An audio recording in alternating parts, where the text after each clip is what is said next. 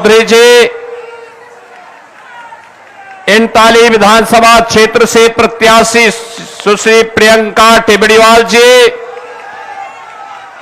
हमारे पार्षद सुश्री मीना देवी पुरोहित जी, पूर्व पार्षद सुश्री सुनीता झंवर जी, जिला उपाध्यक्ष कमलेश सिंह जी, प्रमोद सिंह जी, सचिव अनिल खरवार जी, संजय मिश्रा जी, सुनील हर्ष जी, कमल सोनकर जी, अवध किशोर गुप्ता जी, असम सरकार में मंत्री और यहां पर सहयोग के लिए कार्य कर रहे श्री रतनलाल नाथ जी, पूर्व मंत्री गोविंद ठाकुर जी, भानु प्रकाश मिश्रा जी, भारी संख्या में आज इस बड़ा बाजार सभा में उपस्थित भारतीय जनता पार्टी के हमारे सभी पदाधिकारीगण और उपस्थित मेरे सभी बहन और भाइयों, काली बाड़ी माता के इस पावन धरा को कोटि कोटि नमन करते हुए मैं आप सबका हृदय से अभिनंदन करता हूं। बहन और भाइयों, आज जब मुझे आपके बीच में आकर के बंगाल विधानसभा चुनाव में भारतीय जनता पार्टी के प्रत्याशियों के लिए अपील करने का सौभाग्य प्राप्त हो रहा है, मैं इस अवसर पर भारत को प्रेरणा देने वाले उन सभी महापुरुषों का स्मरण करना चाहता हूं जिन्होंने अपने तप से, अपने त्याग से, अपने बलिदान से और अपने पुरुषार्थ से भारत को भारत बनाने के लिए बंगाल की धरा में जन्म लेकर के पूरे भारतवासियों के लिए एक वे प्रेरणा बने थे। बंगाल की धरा भारत की आध्यात्मिक धरा है, भारत के आध्यात्मिक परंपरा के अनेक साधकों को जन्म लेने वाली धरा है। रामकृष्ण परमहंस हो, स्वामी विवेकानंद जी हो, लाहिड़ी महाशय जी हो, या फिर अगर हम बात करते हैं तो भारत सेवा श्रम संघ के संस्थापक स्वामी प्रणवानंद जी, बंगाल की धरा से वैश्विक धरातल तक इन्होंने भारत के सनातन की पताका को फहराने का कार्य किया था। बहन और भाइयों, ये बंगाल की ही धरा है जिसने नेताजी सुभाष चंद्र बोस को देश को दिया। और याद करिए, हर भारतवासी गौरव की अनुभूति करता है जब नेताजी का नाम आता है। नेताजी का वो उद्घोष हर भारतीय के लिए सदैव प्रेरणा रहा है और आजादी का अमर मंत्र बना था कि तुम मुझे खून दो मैं तुम्हें आजादी दूंगा। आज भी हर भारतीय के कानों में गूंजता है। बहनों और भाइयों, इसी बंगाल की धरा ने खुदीराम बोस दिए थे। और याद करना, बंगाल में ही बैरकपुर में मंगल पांडे ने देश की आजादी का प्रथम स्वतंत्र समर की चिंगारी को प्रज्वलित किया था, जो भारत की आजादी का कारण बना था। ये बंगाल की धरा है जिसने एक से एक महापुरुष थे। स्वतंत्र भारत में भी भारत को राष्ट्रगान और राष्ट्रगीत इसी धरा ने दिया है।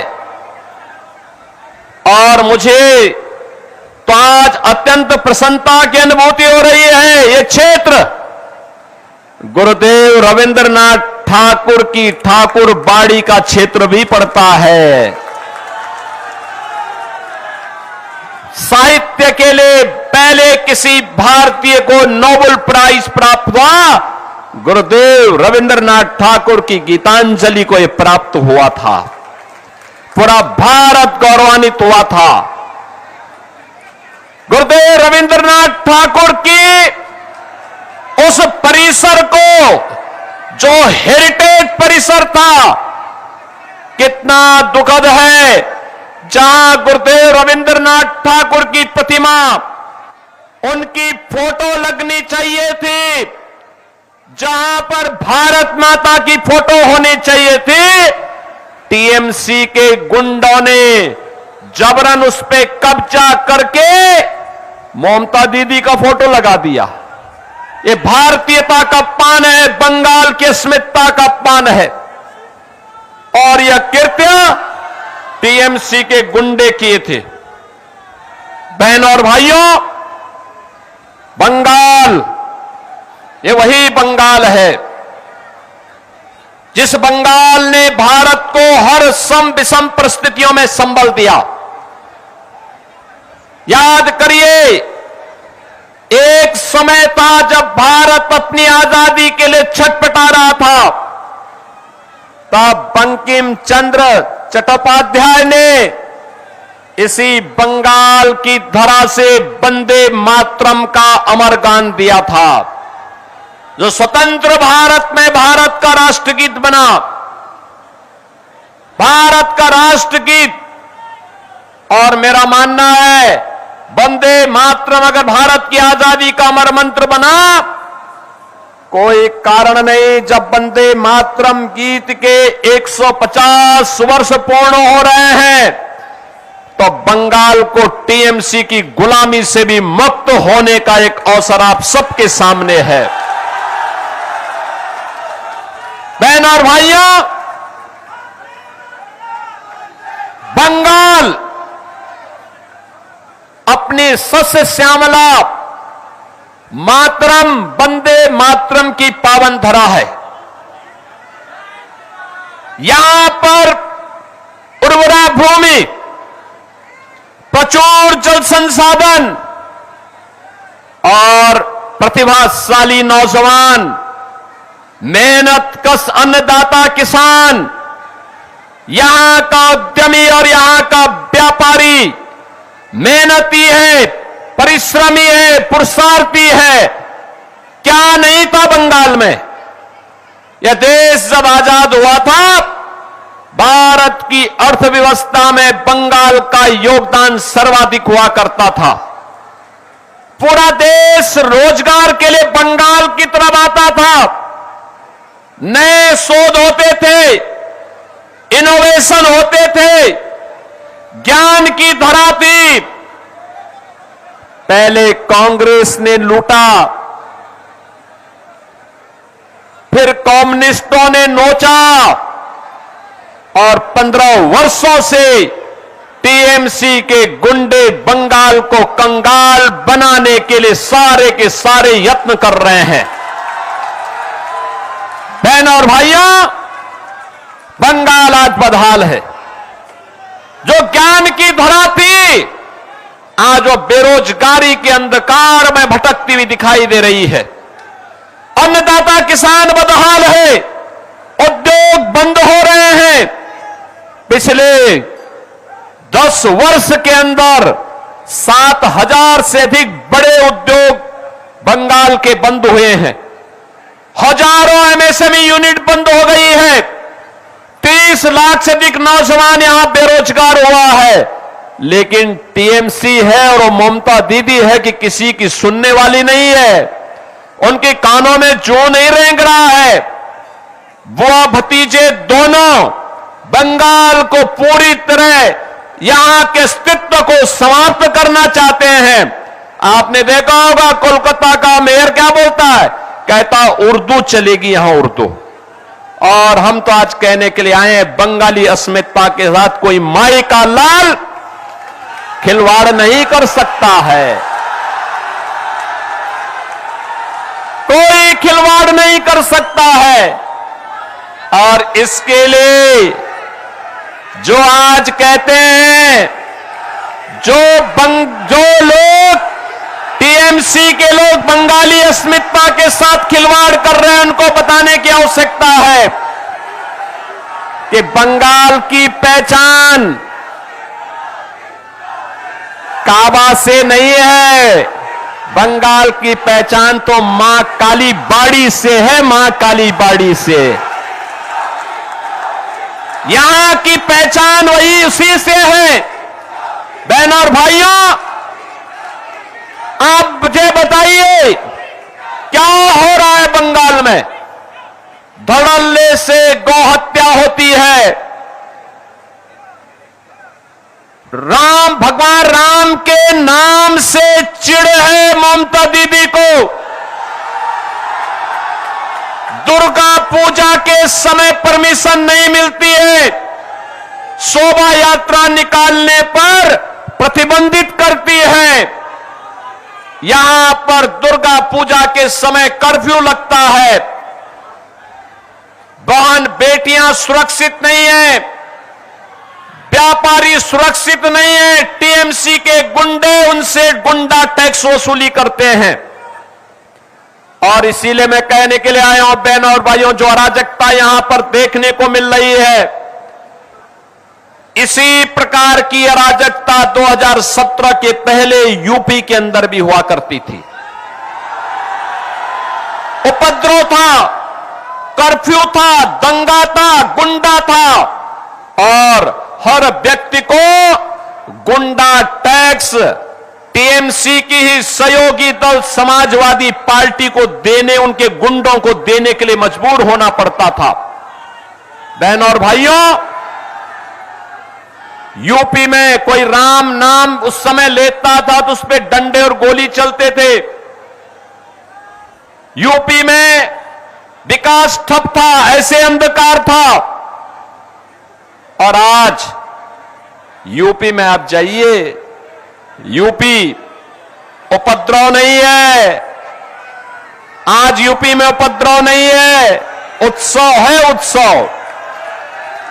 कहीं रामनवमी का उत्सव, कहीं श्री कृष्ण जन्मोत्सव का उत्सव, कहीं पर कांवड़ यात्रा का उत्सव, कहीं दुर्गा पूजा का उत्सव, कहीं सरस्वती पूजन का उत्सव है। आज यूपी के अंदर अराजकता नहीं है, आज तो उत्तर प्रदेश के अंदर राम राज्य की एक नए युग में उत्तर प्रदेश के लोग जी रहे हैं। आज वहां पे कर्फ्यू नहीं है, दंगा भी नहीं है, नो कर्फ्यू नो दंगा, यूपी में है सब चंगा, यूपी में सब शांति है, माफिया समाप्त, गुंडा समाप्त। और माफिया और गुंडा वहां पर जो कहीं भी सिर उठाता है तो यूपी का बुलडोजर उनकी हड्डी पसली को उस हाईवे बनाने में उपयोग कर देता है। जितना भी वहां के माफियाओं ने कांग्रेस और समाजवादी पार्टी की सरकार के समय में सरकारी संपत्तियों पर कब्जा किया था, गरीबों की संपत्ति को, व्यापारियों की संपत्ति को कब्जा किया था, व्यापारियों की संपत्ति व्यापारियों को, गरीब की संपत्ति गरीब को, और सरकारी भूमि सरकार को, और माफिया के द्वारा स्वयं अर्जित की गई भूमि पर फिर गरीबों के लिए आवास बनाने का काम यूपी के अंदर हुआ है। अब वहां पे कोई गौ हत्या नहीं करता है। उत्तर प्रदेश में एक ही उद्घोष है, न गौ माता को कटने देंगे और न ही हिंदुओं को बंटने देंगे। बहनों और भाइयों, आज उत्तर प्रदेश राम राज्य के नए युग में जा रहा है।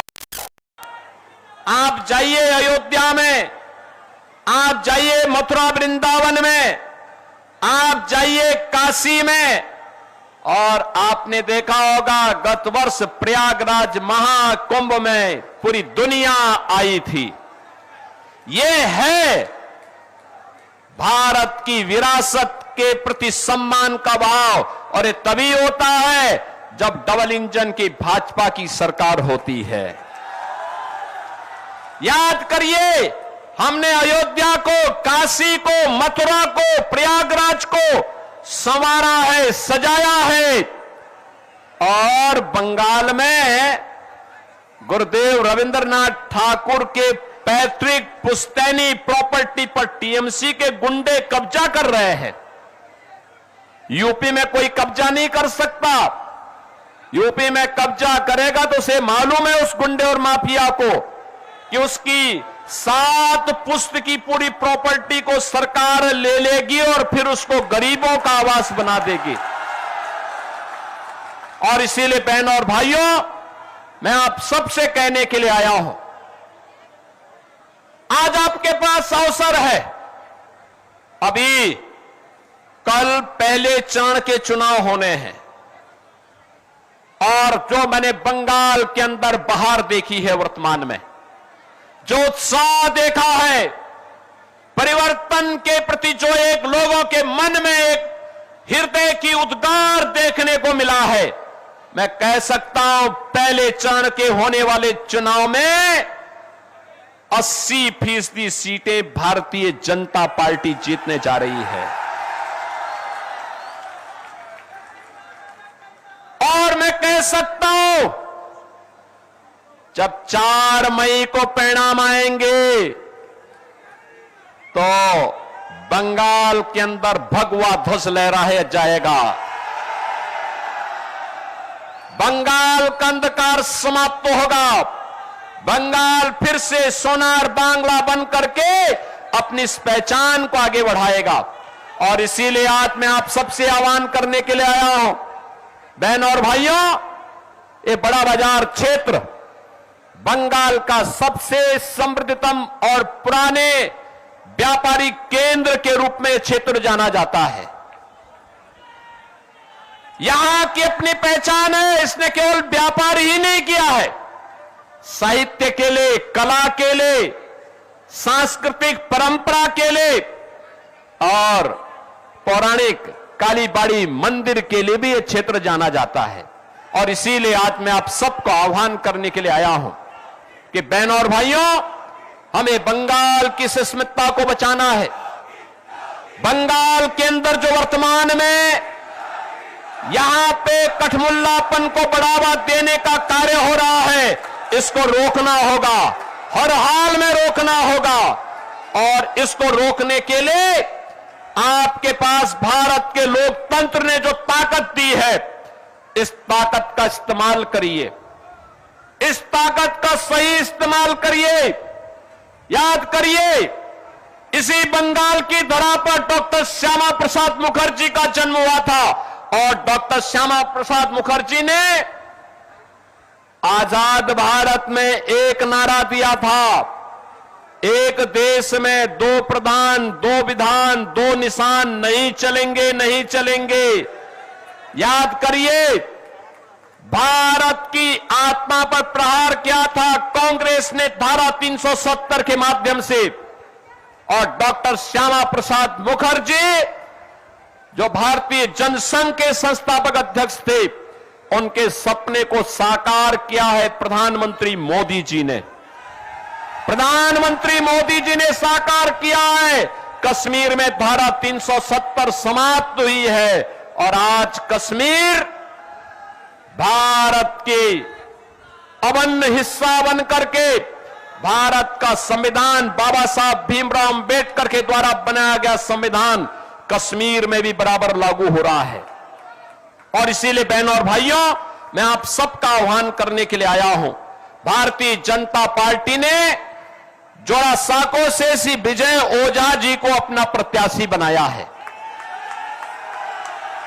एक युवा जुझारू नौजवान है, मानिककला से तापस राय को, चौरंगी से संतोष पाठक को, श्यामपुकर से सुश्री पूर्णिमा चक्रवर्ती को, बिलिया घाटा से पार्थ चौधरी को, इंटाली से सुश्री प्रियंका टेबड़ीवाल को ये प्रत्याशी बनाकर के आपके बीच में उतारा है।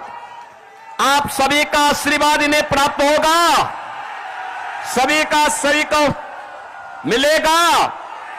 दोनों हाथ उठा करके बोलो, दोनों हाथ उठा करके आशीर्वाद दो। आशीर्वाद मिलेगा ना बहनों और भाइयों? मैं आपसे कहना चाहता हूं, ममता दीदी बोलती है कि खेल अकेला होवे, बोलती है ना, लेकिन हम बोलना चाहते हैं ए बार खेला शेष। मैं कहूंगा ए बार खेला शेष, आप बोलेंगे उन्नयन शुरू। ए बार खेला शेष, उन्नयन शुरू, उन्नयन शुरू। आप मेरे साथ बोलेंगे। मैं आप सबके साथ आपसे बोलना चाहता हूं बहनों और भाइयों, आप सब मेरे साथ बोलेंगे। मैं कहूंगा आमार सोनार बांग्ला, आप कहेंगे टीएमसी मुक्तो बांग्ला, बोलेंगे ना? तो मेरे साथ बोलेंगे आमार सोनार बांग्ला, टीएमसी मुक्तो बांग्ला, आमार सोनार बांग्ला, टीएमसी मुक्तो बांग्ला। मैं कहूंगा अंधकार, आप कहेंगे हटवे। सूरज, आप कहेंगे उठवे। कोमल, आप कहेंगे खिलवे। मेरे साथ बोलेंगे अंधकार हटबे, अंधकार हटबे, सूरज उगबे, सूरज उगबे, कोमल खेलबे, कोमल खेलबे। और अंत में मेरे साथ बोलेंगे पलटानो दोरकार, चाहे बीजेपी सरकार, पलटानो दोरकार, चाहे बीजेपी सरकार, पलटानो दोरकार। चाहे बीजेपी सरकार। भारत माता की जय, भारत माता की जय, भारत माता की जय, जय श्री राम, जय जय श्री राम, जय जय श्री राम, जय जय श्री राम। बहनों को सुरक्षित करने का चुनाव। भाइयों बहनों, ममता के राज में ढेर सारी माताओं बहनों पर अत्याचार हुआ। संदेश खाली की घटनाओं ने पूरे बंगाल को शर्मसार किया है और मैं आज बताना चाहता हूं कि माटीगढ़ा की वो निर्दोष बालिका हो, बागडोगरा के पास चाय बागान में आदिवासी महिला के साथ उत्पीड़न हुआ हो, दुर्गापुर मेडिकल कॉलेज का बलात्कार, साउथ कलकत्ता लॉ कॉलेज का बलात्कार, आरजी कार मेडिकल कॉलेज का बलात्कार, हर बलात्कारी को चून चून कर जेल की सलाखों के पीछे डालने का काम भारतीय जनता पार्टी की। भाइयों बहनों, मैं जब यहां आया हूं तब जनजाति विकास के लिए, आदिवासियों के लिए, पहाड़ के लिए और उत्तर बंग के लिए सबके मिलाकर ममता सरकार का बजट है 2000 करोड़, सिर्फ 2000 करोड़। जोर से बोलिए तो कितना है भाई? और जोर से बोलो कितना है? और मुसलमान और मदरसा के लिए ममता सरकार का बजट है 5800 करोड़ रुपया। एक और पूरा पहाड़, सभी गोरखा, सभी ट्राइबल, पूरा उत्तर बंग 2000 करोड़ रुपया और मुसलमानों के लिए 5800 करोड़ रुपया। भाइयों बहनों, ये अन्याय अब लंबा चलने वाला नहीं है। मैं बाद में आपको बताता हूं उत्तर बंग और दार्जिलिंग के लिए हम क्या क्या करने वाला है। मगर गोरखाओं का एक महान इतिहास रहा है। ये ममता दीदी ने गोरखाओं के इतिहास को छिन्न विचिन्न करने का प्रयास किया है। पहले सीपीएम, कांग्रेस, ममता, अब समय आ गया है गोरखाओं को अन्याय समाप्त करने का समय अब शुरू हो रहा है। भाई बहन, महिला आरक्षण बिल को लेकर लखनऊ में मुख्यमंत्री आवास से विधान भवन तक जन आक्रोश महिला पदयात्रा निकाली गई। सीएम योगी की अगुवाई में ये पैदल मार्च लखनऊ में कालिदास मार्ग पर स्थित सीएम आवास से शुरू हुआ और विधान भवन के पास जाकर खत्म हुआ, जिसमें प्रदेश के दोनों डिप्टी सीएम केशव प्रसाद मौर्य और ब्रजेश पाठक के साथ साथ यूपी बीजेपी के अध्यक्ष पंकज चौधरी भी शामिल हुए। साथ में महिला आयोग की अध्यक्ष और आयोग की पूरी टीम मार्च में शामिल हुई। उसके बाद सीएम योगी ने कार्यक्रम को संबोधित किया और कार्यक्रम में शामिल सभी लोगों का आभार जताया। अधिनियम के नए संशोधन को बाधित करने और सदन में उस प्रस्ताव को गिराने के खिलाफ देश भर में जो आक्रोश रैली निकल रही है, उस आक्रोश रैली के क्रम में आज उत्तर प्रदेश में भी Congress, Samajwadi party, TMC, DMK और इंडी गठबंधन के उन सभी सहयोगियों का विरोध करने के लिए आज लखनऊ में भी मातृशक्ति के द्वारा यह आक्रोश प्रदर्शन किया गया। इस आक्रोश प्रदर्शन में भाग लेने वाले आप सभी बहनों का मैं हृदय से अभिनंदन करता हूं और आप सबको इस बात के लिए आश्वस्त करता हूं कि प्रदेश का एक एक बच्चा आधी आबादी के साथ उनके इस जायज मांग का समर्थन करने के लिए आज खड़ा है। ये कांग्रेस हो या समाजवादी पार्टी, इनका चेहरा और लोकतांत्रिक है, इनके कृत्य महिला विरोधी हैं। इनके सामने प्रधानमंत्री मोदी जी ने जो विकल्प दिया था अपनी महिला विरोधी छवि को समाप्त करने के लिए, उसका इन्होंने नाजायज दुरुपयोग करने का प्रयास किया है। और आज इसीलिए देश भर में आधी आबादी कांग्रेस और उनके सहयोगी दलों के महिला विरोधी आचरण के खिलाफ सड़कों पर आंदोलन कर रहा है। आज में इस हजारों की संख्या में जो बहनें इस आक्रोश रैली का, आक्रोश मार्च का हिस्सा बनी है, इतनी भीषण कड़ाके की गर्मी के बावजूद आप सबकी उपस्थिति प्रधानमंत्री मोदी जी की नीतियों के प्रति आपके सहज समर्थन और आशीर्वाद का प्रतीक है। बहनें, आप जानती हैं कि पिछले 11-12 वर्ष में प्रधानमंत्री मोदी जी के नेतृत्व में देश के अंदर जो परिवर्तन देखने को मिला है, उसमें उन्होंने सदैव इस बारे में कहा है कि देश के अंदर केवल 4 जातियां हैं। उनमें पहली जाति है महिला की, दूसरी जाति है गरीब की, तीसरी जाति है युवा की और चौथी जाति है किसान की। और उन्होंने सभी नीतियों को इन्हीं 4 के इर्द गिर्द केंद्रित करते हुए देश को आज आर्थिक उन्नति के एक नए सोपान तक पहुंचाने में सफलता प्राप्त की है।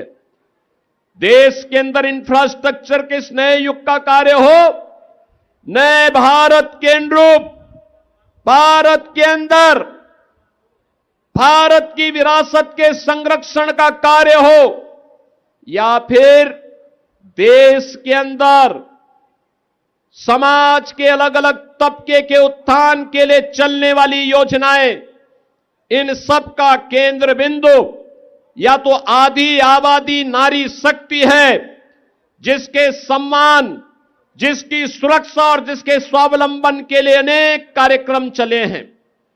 आप याद करिए, बेटी बचाओ बेटी पढ़ाओ का कार्यक्रम हो, चाहे वह मातृ वंदना योजना हो, चाहे देश के अंदर चलने वाली उज्ज्वला की स्कीम हो, स्वच्छ भारत मिशन में हर घर तक शौचालय के निर्माण का कार्यक्रम हो, चाहे वह हर परिवार को छत उपलब्ध करवाने के लिए, हर गरीब परिवार को छत उपलब्ध कराने के लिए पीएम आवास की योजना हो, चाहे ग्रामीण अभिलेख के रूप में घरौनी वितरण का कार्यक्रम हो, चाहे वह पीएम स्वनिधि में ड्रोन प्रदेश के अंदर स्ट्रीट वेंडर के स्वावलंबन का कार्यक्रम हो, या फिर वह प्रदेश के अंदर देश के अंदर चलने वाली तमाम